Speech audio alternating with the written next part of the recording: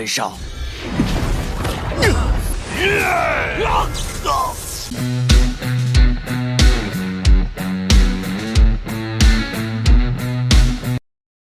Halo guys, halo semuanya, dimana kalian berada, jumpa lagi bersama Mimin di channel Alu Cerita Film. Dan bagaimana kabar kalian?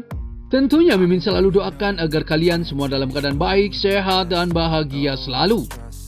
Untuk episode kali ini, Mimin akan merangkum sebuah film dan web series dari film Martial Master untuk part terbarunya. Bagi teman-teman semua yang belum sempat menonton video-video sebelumnya, kalian bisa langsung menontonnya. Linknya ada di deskripsi. Dan jangan lupa bagi kalian baru mampir untuk mensupport channel ini terus agar Mimin selalu semangat dalam menghibur kalian semua.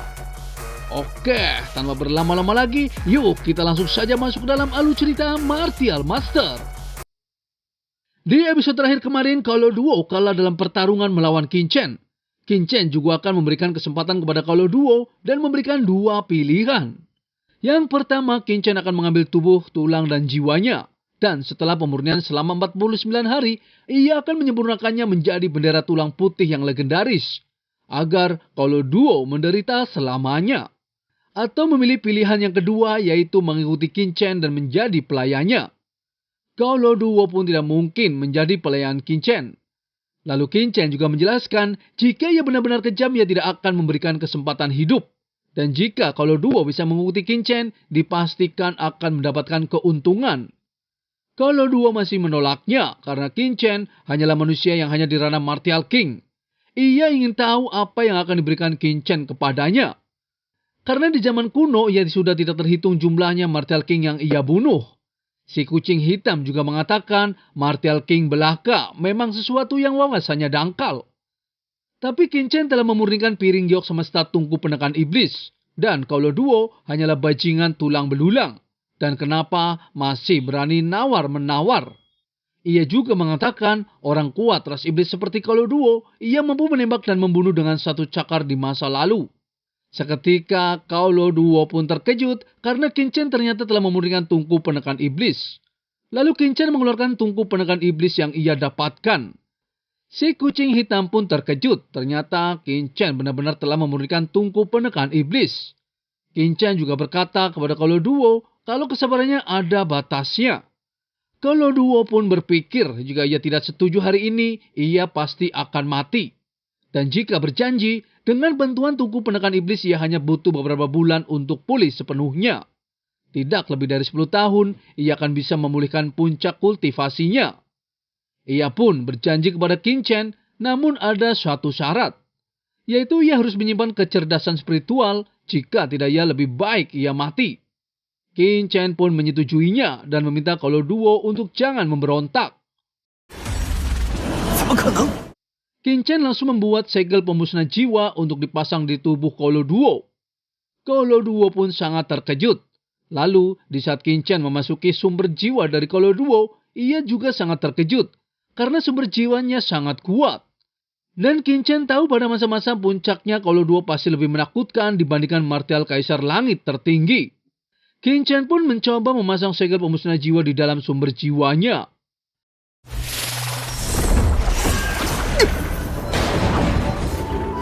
Setelah selesai, kalau Duo ingin tahu seberapa kuat segel pemusnah jiwa yang ditinggalkan oleh generasi ras manusia seperti Qin Chen. Di saat ia memasuki lautan jiwanya, ia mencoba menghancurkannya. Namun ia terluka karena segel pemusnah jiwa Qin Chen terlalu kuat.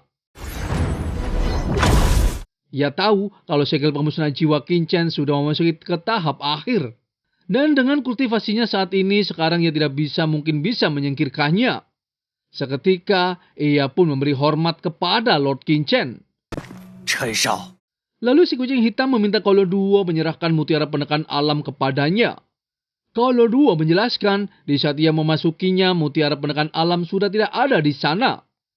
Kucing hitam tidak percaya karena kalau Duo lah orang yang pertama memasuki reruntuhan latar tersebut. Kalau Duo juga menjelaskan di saat ia masuk, perangkap yang ada di dalamnya tidak pernah hancur. Dan hanya mutiara penekan alam yang kurang.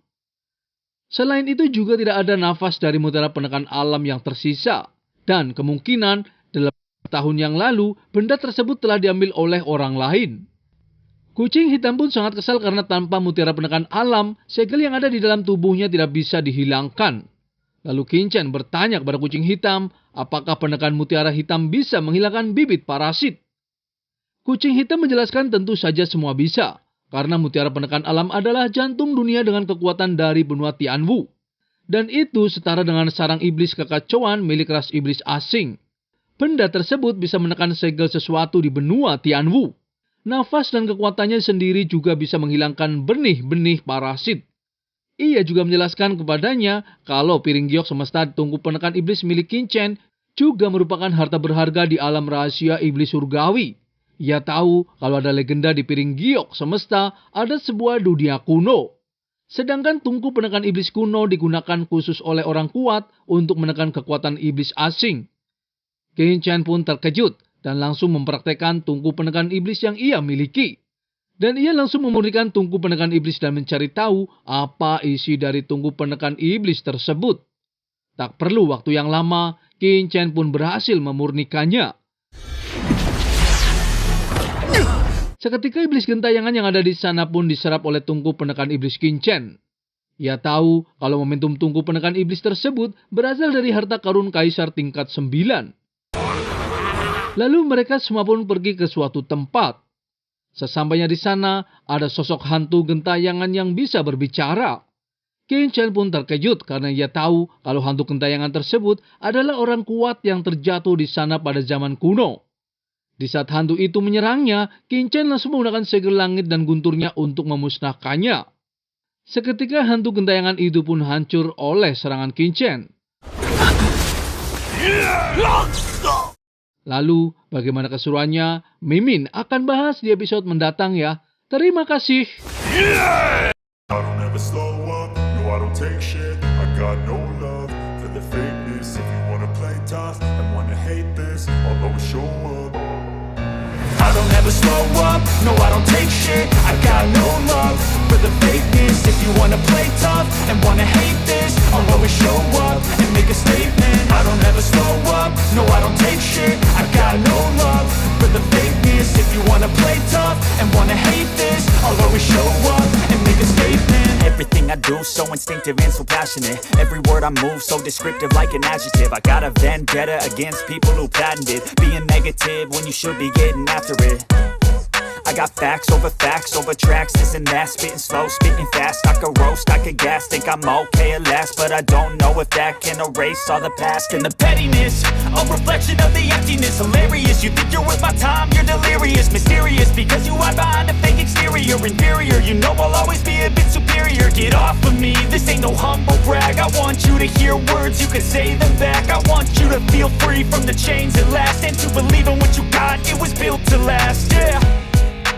Now that I've been put through hell, I never got anyone's help. I had to do it all myself.